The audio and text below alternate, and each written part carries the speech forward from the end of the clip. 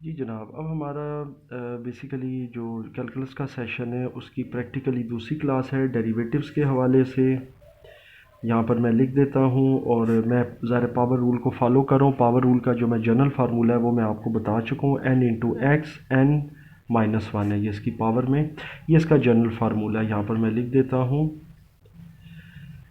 General formula for derivatives. अच्छा, अब बात करते हैं जी कि हम जैसा डी ओवर डी एक्स करते हैं तो फिर d y over d x करते हैं, तो ये इसमें क्या डिफरेंस है? क्योंकि क्या इसको इंटरचेंजेबली हम यूज़ करते हैं, हमारा दिल करे तो हम ये लिख दें या ये लिख दें, कुछ ऐसा कर सकते हैं, या क्या इशू क्या है, क्या इसके अंदर मतलब कन्फ्यूजन है? देखिए बात यह है कि जैसा पिछले एग्जांपल में जहाँ तक मुझे याद पड़ता है मैंने आई थिंक x5 की कोई एग्जांपल थी या x रेज टू पावर 5 थी, मे भी कोई और लिख लेते हैं 4x रेज टू पावर 3, कोई भी। अब यहाँ पर आप देख सकते हैं कि जो वेरिएबल है ना वो x है, तो जब इसका हम डेरिवेटिव लेते थे तो हम लिखते वही हैं डी ओवर डी एक्स। इसके अंदर सवाल नंबर 1 लिख देता हूँ, जैसे x रेज टू पावर 5। अब इसका डेरिवेटिव मैंने निकालना है। डेरिवेटिव निकालने के लिए क्या होगा कि ये जो बेस होगी ना ये इधर आ जाएगी, तो ये डी एक्स ऊपर भी है और फिर नीचे तो वैसे ही है डी एक्स।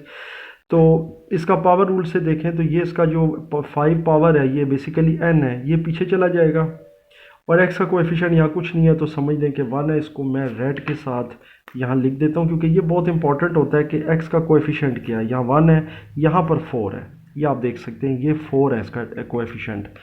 तो अब करना ये है जी हमने कि 5 को 1 से मल्टीप्लाई करें, खैर 5 ही रहता है, और x रेज टू पावर 5 था, इसमें से 1 माइनस हो जाएगा क्योंकि n में से 1 माइनस होता है। डी एक्स कैंसिल होके 1 आ गया और ये आ गया जी 5x रेज टू पावर 5 में से 1 गया तो 4, तो ये वही आ जाता है 5x रेज टू पावर 4 या 4 वट एवर। तो ये बेसिकली डेरिवेटिव का तरीका कार है हमारा x का। अब ये d y over d x का क्या कॉन्सेप्ट है, बहुत आसान है। लेट सपोज अब आपके पास हर बार क्वेश्चन में x नहीं होता, y हो सकता है, t हो सकता है, जैसा मैंने पहले बताया। अब मेरे पास लेट सपोज y क्यूब है या मेरे पास 2y है, कोई भी वेरिएबल है, ठीक है, या 2y raise to power square है, कुछ भी है। अब इसका मैंने डेरिवेटिव निकालना है, तरीकाकार यही होगा डेल्टा ओवर डेल्टा एक्स, ठीक है, यही आपने लिखना है।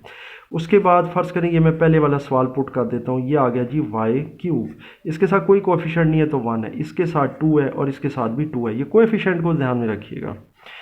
अब आप ये देखें कि ये जो y है ना यहाँ पर एज अ बेस मैं ले रहा हूँ, एज अ वेरिएबल ले रहा हूँ, ये यहाँ चली जाएगी, तो अब ये हो जाएगा delta y over delta x.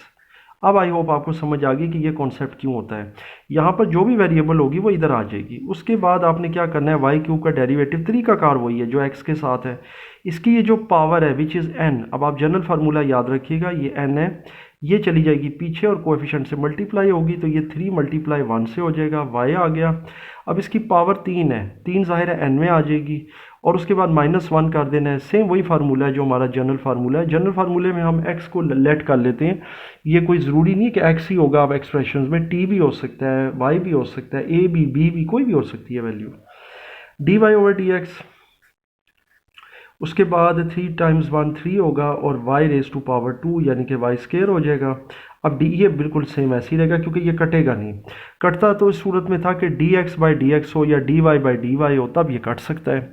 अब मैं इसका आपको एक और एग्जांपल इसी तरह दे देता हूँ कि लेट सपोज अगर आपके पास डेल्टा ओवर डेल्टा वाई हो, फ़र्ज़ कर लेते हैं, और इसके अंदर कोई वैल्यू दी हो, मिसाल के तौर पर मैं टी का स्केयर ले लेता हूँ, ठीक है। अब ये क्या होगा जनाब कि ये जो चीज़ होगी ना आपकी बहुत सिंपल है, ये टी इधर चला जाएगा तो ये डेल्टा टी आ जाएगा डिवाइडेड बाय डेल्टा वाई आ जाएगा। और ये वही फार्मूला है जो जनरल हमारे पास मौजूद है, 2 टाइम्स 1 करेंगे 2 आ जाएगा टी, और 2 में से 1 गया तो 1 आएगा, 1 लिखना ज़रूरी नहीं होता, तो 2t आपका जो है ना ये आंसर आ जाएगा delta t by delta y. तो ये आई एम श्योर आपको यहाँ तक कॉन्सेप्ट इसका समझ आ रहा है कि ये डी वाई डी एक्स या d y over d x का क्या कॉन्सेप्ट है डेरिवेटिव्स में। इसके बाद जैसे जैसे हम डेरिवेटिव्स यूज़ करेंगे तो फिर मैं इसको बार बार इन टच इसको नहीं रखूँगा क्योंकि जाहिर है कि ये ज़रूरी नहीं है। आपको इस लेक्चर के अंदर मैं कोशिश कर रहा हूँ कि ये कॉन्सेप्ट करवा दूँ। उसके बाद कोई और देख लेते हैं एग्जाम्पल, इसमें मैंने कुछ सवाल दिया होगा, आई थिंक ये है 2y है, 2y का डेरीवेटिव निकाल लेते हैं। तो डेल्टा ओवर डेल्टा एक्स और ये आ गया जी 2y। अब देखें इसमें क्या मामला है कि ये y है तो ये y इधर आ जाएगा, delta y over delta x। उसके बाद 2y कैसे होगा, देखें यहाँ पर कोएफिशिएंट है, लिख दें, y के ऊपर कोई पावर नहीं है तो 1 है, ये याद रखिएगा। तो इसका मतलब है कि ये जो n है जनरल फार्मूले में ये 1 है इस बार। 1 2 के साथ मल्टीप्लाई हुई है, सेम वही आया है कि 2 टाइम 1 करें या 1 2 टाइम करें एक ही बात होती है, 2 आता है y। अब यहाँ पर चूंकि 1 है तो 1 में से 1 माइनस करना है, क्योंकि ज़ाहिर जनरल फार्मूले में गिवन है n-1, तो यहाँ n 1 था तो 1 में से 1 माइनस हो गया। अच्छा जी, delta y over delta x, ठीक हो गया। 2y तो वैसे ही आ गया, अब 1 में से 1 गया तो 0 आ गया, ठीक है। अभी एक स्टेप और रहता है, delta y over delta x, 2 आया जी यहाँ पर। y नॉट जो होता है ये 1 के बराबर होता है, यानी y की पावर अगर 0 हो तो वो 1 होता है। अब y की पावर या x की पावर अगर 0 हो 1 होता है, या 2 की पावर 0 1 होता है। क्यों होता है इसको भी इंशाल्लाह किसी अगले लेक्चर में प्रूव करना आपको बताऊंगा ताकि आपको समझ आ जाए। लेकिन कुछ चीज़ें अंडरस्टूड है तो उनको याद रखें, जैसे x नॉट 1 है, या y नॉट 1 है, या 3 नॉट 1 है, या 2 नॉट 1 है। सब वैल्यूज़ जो कि नॉट होती हैं वो 1 के इक्वल होती हैं। तो ये कुछ चीज़ें कांस्टेंट्स में आ जाती हैं, प्रॉपर फिक्स्ड वैल्यूज़ हैं। तो ये फिर जनाब आ गई आपकी d y over d x, और 2 टाइम्स 1 करें तो 2, ये इसका डेरिवेटिव निकल आया 2y का। देखिए सिंपल डेरिवेटिव आ गया। सो आई एम श्योर आपको यहाँ तक इसकी कुछ समझ आ रही है वैल्यूज़ की। इसको आप खुद भी साथ साथ ज़ाहिर प्रैक्टिस करें। आपको जो हमारे ऑनलाइन स्टूडेंट्स हैं उनको ज़ाहिर है साथ साथ असाइनमेंट मिलती रहती हैं। हमारा जब ये सेशन ख़त्म होगा जिसमें तमाम डेरिवेटिव्स इंशाल्लाह ताला आपको निकालने बताऊँगा, क्वाड्रेटिक इक्वेशंस के भी, फिर ऑब्वियसली फ्रैक्शंस वैल्यूज़, फिर उसके बाद बहुत सारी और चीज़ें इसके अंदर, ट्रिग्नोमेट्रिक वैल्यूज़ हैं, साइन कॉस टेन, तो सब के डेरिवेटिव इंशाल्लाह कंप्लीट करवा के फिर आपको प्रॉपर प्रोजेक्ट्स और असाइनमेंट दी जाएंगी।